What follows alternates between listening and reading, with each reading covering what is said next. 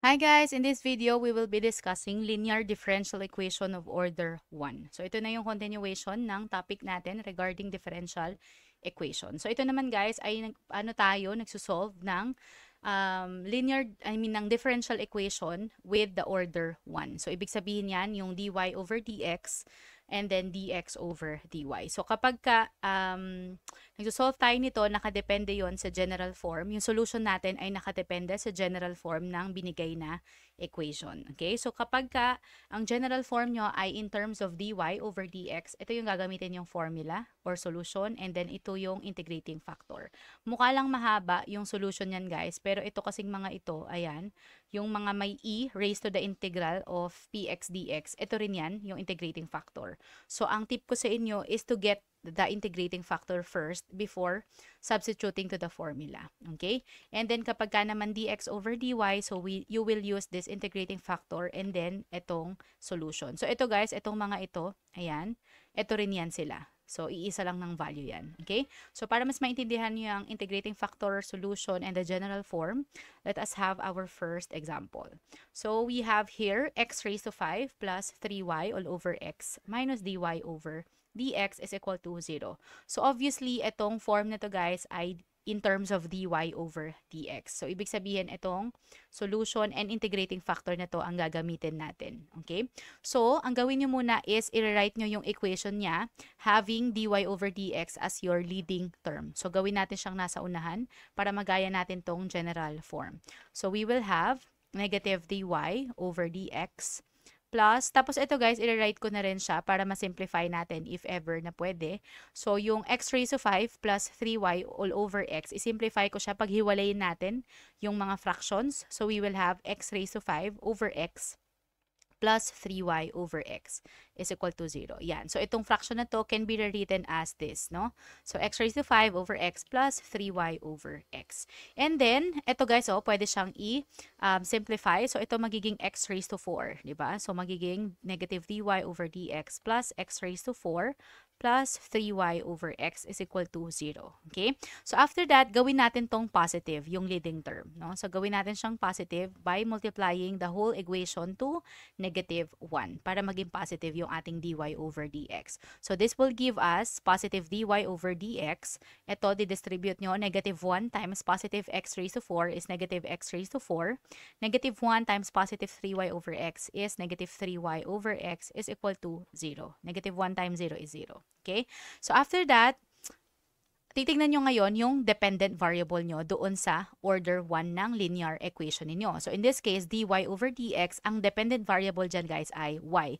Kasi yun yung magiging clue nyo para lahat ng walang variables na y ay ililipat nyo sa kanan. Kasi guys, kung pabalikan natin yung general form, ayan, kapag ka ang independent variable nyo ay y, ayan, y to, so lahat lang ng may iwan na variable na nasa tabi niya ay mga y lang. So, lahat ng walang y ay ililipat nyo sa kanang side ng equal sign. Ganun din kapag ka dx over dy.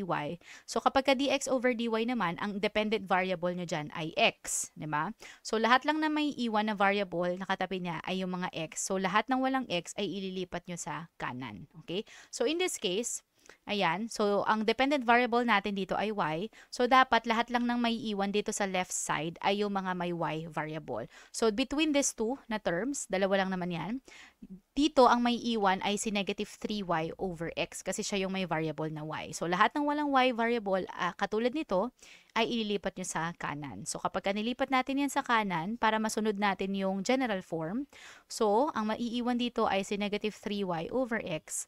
So, ililipat natin si negative x raised to 4 to the right side. So, that would be positive na. Ayan. Okay? So, after that, ayan, sundin natin to. I-extract daw natin yung positive y. So, i-extract natin yung positive y kasi nga ang dependent natin ay y. So, in this case, pag in-extract ko tong positive y, so I will have dy over dx plus y. So, pag in-extract ko yung positive y na yan dito sa negative 3y over x, may matitirang negative 3 over x sa loob. Okay? Equals x raised to 4. Ayan. So, ina-extract natin yung y, guys, to get the p of x and q of x, no? So, itong dalawa, para makuha natin, syempre, i-extract nyo yung y. Kasi kung nasa loob siya ng y, nasa loob siya nung term, hindi nyo makukuha yung p of x. So, in this case, makukuha nyo na yung p, ito yung q. Okay, so in-extract natin yung y dito sa negative 3y over x. So pag in-extract nyo, matitira si negative 3 over x. Wag nyo isama yung yung negative sign kasi positive y yung ine-extract natin, no? So pagka naman ito, guys, ang i-extract nyo naman ay yung positive x naman, ang kabaligtaran niya. Okay? So, ito yung p natin, ito yung letter q. So, after that, na ma-extract nyo yung y at makuha nyo yung value ng p and q, diretso na kayo sa integrating factor. So, ano ba ang integrating factor? Ito yung gagamitin natin kasi ito yung general form natin. So, ang integrating factor ng dy over dx na form of linear equation is e raised to the integral of p of x dx. So, kunin nyo muna yan bago nyo isalpak dito sa solution para hindi kayo malito. Kasi, eto guys, pag nakuha nyo tong value na to, isasalpak nyo na lang dito sa dalawang to. Kasi siya rin yan. Okay? So, we will have e raised to the integral of p of x. Ito yung p of x, guys. Yung nakuha nyo yung value ng p. So, ang nakuha natin value ng p ay negative 3 over x dx. Ayan. Okay? So, after that, integral nyo yung numerator, yung exponent natin. So, integral of negative 3 over x dx is e negative 3 ln x. So, using the log properties, itong negative 3 pwede nating ibalibag as exponents of x. So, we will have e raised to ln x raised to negative 3. So, na-discuss ko na to sa last video natin na kapag ganyan, nakakancel siya, yung e raised to ln. Diniscuss ko yan kung bakit nakakancel. Panoorin nyo yung last video natin. Okay, so integrating factor natin would be x raised to negative 3. So, saan gagamitin si integrating factor na x raised to negative 3? So, i-copy ko lang to guys, yung solution na gagamitin natin. Ayan. So, nakuha na natin yung integrating factor. So, gagamitin ko na tong solution na meron tayo. Okay, let us have the solution for this equation. So, ito yung susundin natin. Ayan, kinapi ko na siya, guys. So, we will have y multiplied by e raised to the integral of p of x dx is equal to the integral of e raised to the integral of p of x dx, q of x dx. So, ito guys, itong mga values na to, sila yan. Ito, at saka ayan. No? So, kaya sabi ko sa inyo kanina, kuhain nyo na yung integrating factor kasi yan din yung isasalpak nyo sa mga values na to.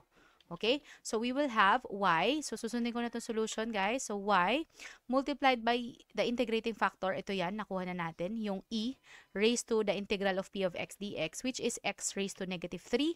So, x raised to negative 3 is equal to integral daw nung integrating factor na to, na x raised to negative 3, tapos q of x dx. So, ito si q, guys. Si x raised to 4. So, multiplied by x raised to 4 dx. Ayan. So, after that, ano nyo na lang to, evaluate nyo na lang lahat ng integral and exponent. So, y x raised to negative 3 is equal to the integral of x raised to 1. Diba? So, negative 3 plus 4, nagmumultiply tayo ng variable na same variable. So, ipa-plus natin yung kanilang exponent. So, negative 3 plus 4 is 1. So, magiging x raised to 1 or x dx. So, i-integral na natin yan. We will have y x raised to negative 3. So, integral of x dx is x squared over 2 plus c. Okay? So, kung gusto nyong isulat to in terms of y, pwede rin naman guys. Ito kasi, pwede siyang i-rewrite as y over x cubed, diba? Para maging positive yung negative 3, ilalagay nyo sa ilalim. Is equal to x squared over 2 plus c. So, kung gusto ninyong naka-in terms of y to, so i-simplify pa natin siya by multiplying all the terms to x cubed para makancel siya for the first term na y over x cubed. Kung gusto nyong y in terms of y yung sagot ninyo. Okay? So, dito makakancel si x cubed. So, you will have y equals, ito na ha. So, y equals, dito naman, mamumultiply siya dito. So, magiging x cubed times x squared over 2, which is x raised to 5 over 2. Tama? Okay? Plus, c multiplied by x cubed is c x cubed. So, the final answer is this. Ayan. So, kung gusto nyo in terms of y siya, ayan guys. That is the simplified answer. Okay? Sige, let us have the second example.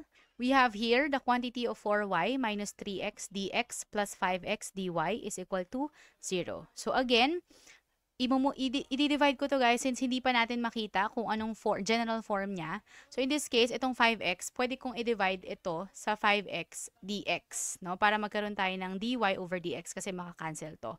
So syempre hindi lang naman pwedeng siya yung i-divide. So ibig sabihin, yung buong equation natin ay, ayun, i-divide natin sa 5x dx. Okay? So kapag ka-divide natin yan buo sa 5x dx, so unahin natin to, ayan. So pag dito natin siya dinivide, makakancel yung dx for this at ang matitira ay 4y minus 3x all over 5x. Okay? For the first term. Okay? So we will have 4y minus 3x all over 5x. Para dito naman, kung dito naman natin siya i-divide, we will have dy over dx. So ayun na siya. No? Lumabas na yung order niya. Ayan. So dy over dx. So ang general form of this order 1 is dy over dx. Okay? So after that, gawin natin siyang ulit na leading term. So we will have dy over dx plus, eto guys, paghiwalayin ko na siya. So I will have 4y over 5x minus 3x over 5x is equal to 0. So cancel to yung x. So we will have dy over dx plus 4y over 5x minus 3 over 5 is equal to 0. So again, dito, ang dependent variable natin ay variable y. So ibig sabihin, lahat lang ng may iwan na variable dito na katabi niya ay yung mga may letter y lang. So lahat ng wala, ililipat sa kanan. So between these two, ang may iwan lang ay ito, si 4y over 5x. So si negative 3/5, lagay sa kanan. Okay, so we will have dy over dx plus 4 over y 4y over 5x is equal to, so ito, lipat sa kanan, we will have 3 over 5. Positive na siya. Okay? So after that, i-extract nyo yung dependent variable na y from this term. So we will have dy over dx plus extract natin yung positive y. So ang may iwan doon ay 4 over 5x. Okay? Is equal to 3 over 5. Ayan. So pagka binalik nyo yan doon, dapat babalik siya dito. So y times 4 over 5x is 4y over 5x. Parehas lang yan. In-extract lang yan para makuha natin si p at saka si q. Okay? So after that, kuhain na natin yung integrating factor natin using the formula e raised to the integral of p of x dx. Okay? So asan ba yung p? Ito, si 4 over 5x.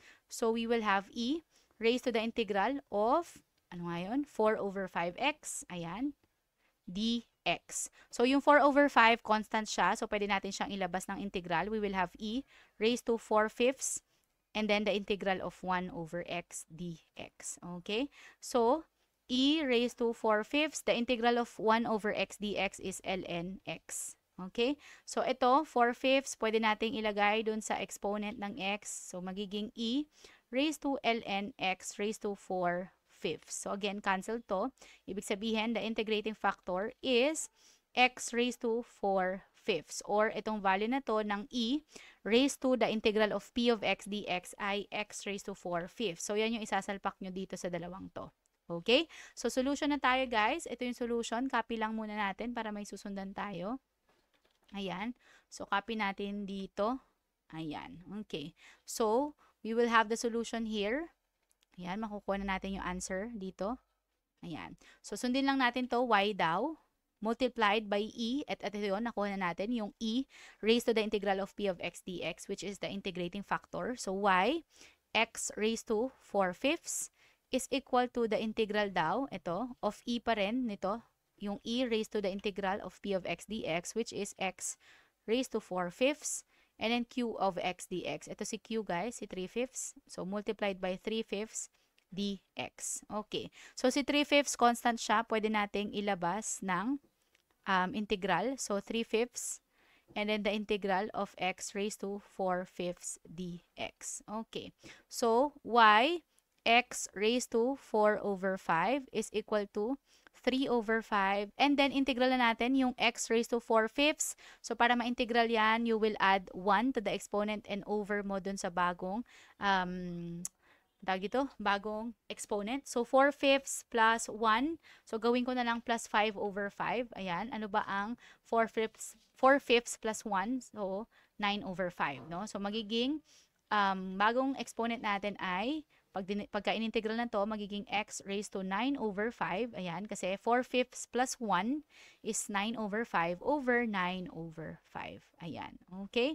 Plus c. So, na-integral na natin to and then plus c. Okay, so after that, y, x raised to 4/5. Ayusin nyo na lang to guys, yung mga pwede pang i-simplify. So, si 9/5 dito, gagawin natin siyang multiplication. So, i-reciprocal natin. We will have 3/5 multiplied by the reciprocal of this, which is 5/9. And then copy si x raised to 9/5 plus c. So, cancel to si 5 at si 3/9 pwede siyang masimplify as 1/3. Diba? So, 1/3 na to guys. Okay? So, y x raised to 4/5 is equal to 1/3 x raised to 9/5 plus c. So, again, if you want to express your answer into y terms, so, i-divide ko ngayon to sa, ay hindi, wag nyo i-divide. Gawin niyo guys ay ilipat nyo si x raised to negative 4/5 sa ilalim. So, magiging y over x raised to negative 4/5, diba? Pagka nire-write ko to. So, equals 1/3 x raised to 9/5 plus c. So, ito guys, pwede natin siyang i-multiply sa x raised to negative 4/5. Tsaka ito, syempre yung buong term, ay yung buong equation, negative 4/5, para makancel yung para maging in terms of y siya. So, para dito, sa unang to, makakancel to. So, magiging in terms of y na to. So, y equals, so for this naman, magiging 1/3 x raised to 9/5 multiplied by x raised to 4/5. So, syempre, pagka nag-multiply kayo ng letter, ina-add nyo lang yung exponent. So, 9/5 plus negative 4/5 is 5/5 or 1/3 x raised to, parang ganito yan guys, 9/5 minus 4/5. Ayan, itong dalawang x na to, ayan kasi may multiply siya dyan eh. So, pag minultiply sila, yung mga x nila, mapagsasama natin by adding their exponents. So, maia-add siyang ganyan. Okay? Mamaya na natin i-simplify. Ito naman, magiging c multiplied by x raised to negative 4/5. So, we will have plus c raised to x raised to negative 4/5. Ayan, no? Pag dinistribute na natin isa-isa.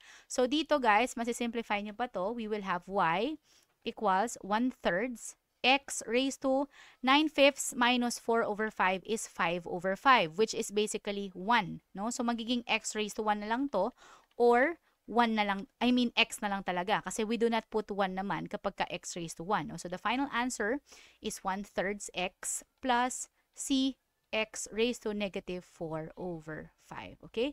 So, this is your final answer. Ngayon, pwede nyo pa rin namang ibaba yung x na to if you do not want to have negative exponent as your answer. So, pwede rin namang y equals 1/3 x plus c over x raised to 4/5. So, either of the two will do. Okay? So, that would be your final answer. This one or this term. I mean this equation. Okay? So, that's the solution for our second example.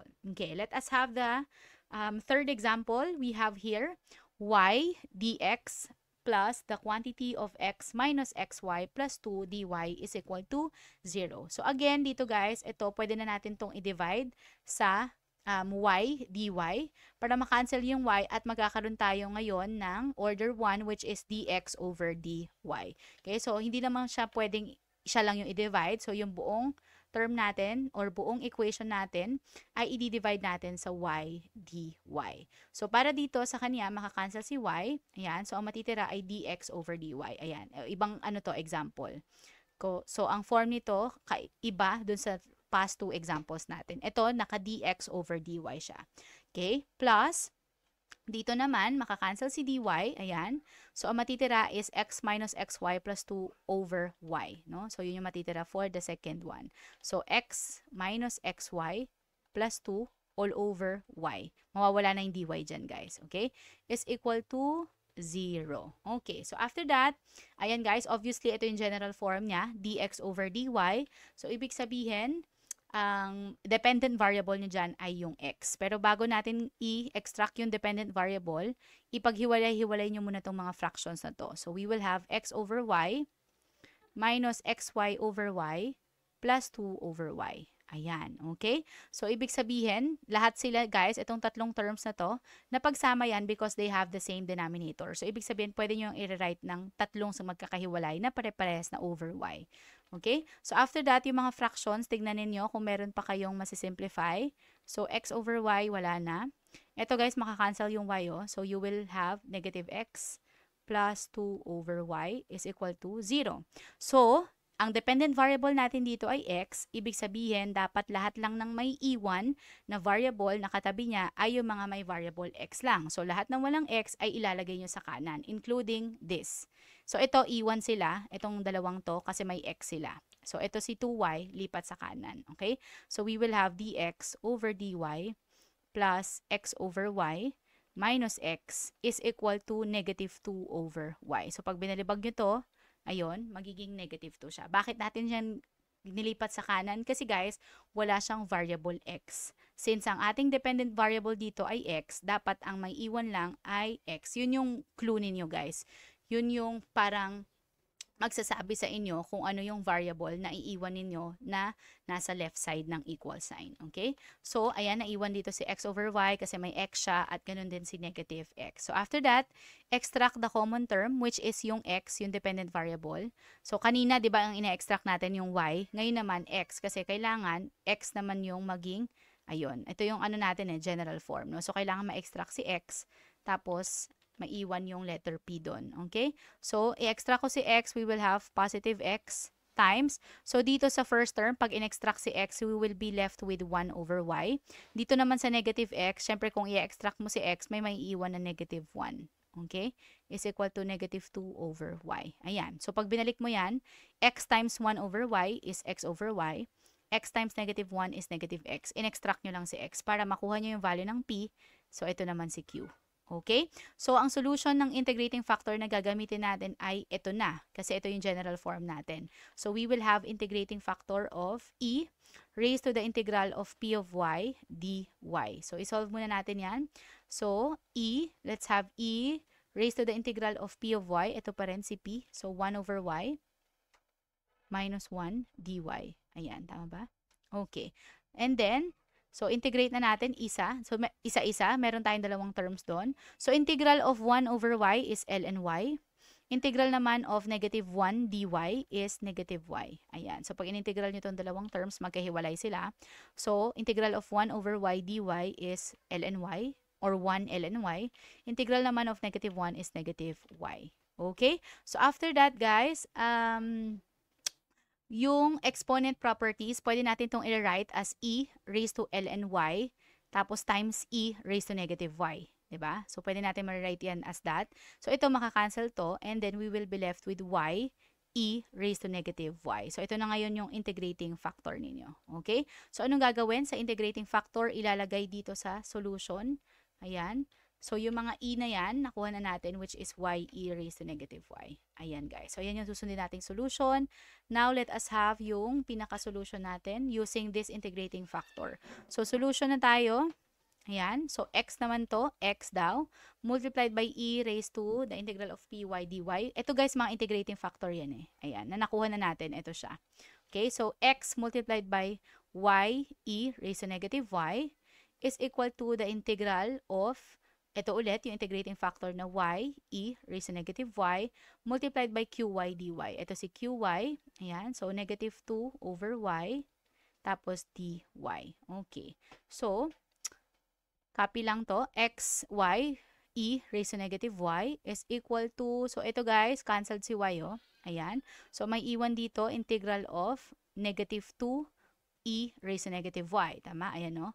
E raised to negative y times negative 2 is negative 2 e raised to negative y dy. Ayan. So, xy e raised to negative y is equal to, so labas natin si negative 2. Constant naman siya. So, negative 2 and then integral of e raised to negative y dy. So, integrate na natin tong e raised to negative y with the use of u du. So, let u be equal to negative y. Du is derivative of negative y is negative 1 dy.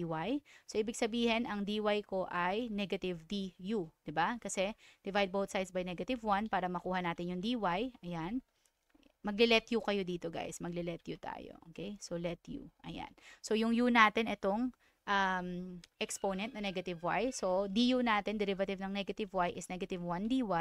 And then, divide both sides by negative 1 to get yung dy. Ayan, na isa-substitute natin dito. So, ibig sabihin, ang dy natin ay negative du. Okay? So, integrate na natin to. So, we will have x, y, e raised to negative y equals negative 2. So, integral na nito ay integral of e raised to, so yung negative y na to, nag-let u tayo, so magiging e raised to u, and then yung dy naman natin ay negative du. So, negative du. Ayan. No? So, we will have, yan, so xy, e raised to negative y, negative 2. So, integral niyan guys, ito negative du. So, ibig sabihin, may negative 1 yan, no? So, meron tayong constant na negative 1. And then, the integral of e raised to u is e raised to u. So, ang magiging sagot natin ay negative e raised to u. Ayan. Okay, plus c. Bakit ganun? So, negative kasi siya guys. So, parang ganito yan. So, integral of negative e raised to u du. Ayan. Or, negative 1 integral of e raised to u du. Ayan, no? So, pag nilabas nyo yung negative dito, constant yon, so mapupunta siya sa labas. And then, ang integral ng e raised to u ay e raised to u. Multiplied by negative 1, so we will have negative e raised to u. Okay? So, after that, ibabalik nyo lang yung u dun sa original form niya, which is negative y. So, ito, yung u na to, papalitan na natin ng negative y.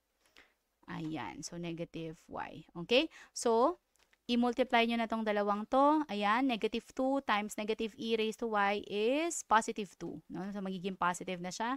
So, positive 2 e raised to negative y plus c. So, again, if you want to express your answer in terms of y, so, i-divide ko ngayon to sa x e raised to negative y para makancel siya for this, no?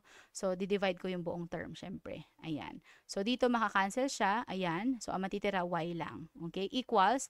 So, dito naman, pwedeng paghiwalayin natin 2e raised to negative y over x e raised to negative y plus c over x e raised to negative y. Ayan. Pinaghiwalay ko lang, guys. Itong plus na to. So, ito, ayan, as plus c, ito siya. So, lahat sila ay nakadivide sa x e raised to negative y. So, dito guys, cancelled siya, oh. Ayan. So, magiging 2 over x na lang to. And then plus, ito naman, c over x e raised to negative y. So, syempre, para maging positive yung e raised to negative y na yan, akyat nyo lang siya sa taas. So, ang final answer natin ay y is equal to 2 over x plus c. So, iaakit siya sa taas. So, magiging CE raised to positive na siya. So, positive y over x. So, kung gusto nyo pang i-simplify, actually, pwede na yan. Pero if you want to simplify more, pwede pa na pagsamahin nyo ulit to dahil parehas naman silang x. So, ibig sabihin, pwede nyo silang i-write na 2 plus CE raised to y all over lahat sila sa x. Ayan. So, pwede yan. Pwede rin to guys, no? So, either of the two kasi parehas naman sila ng denominator. Okay?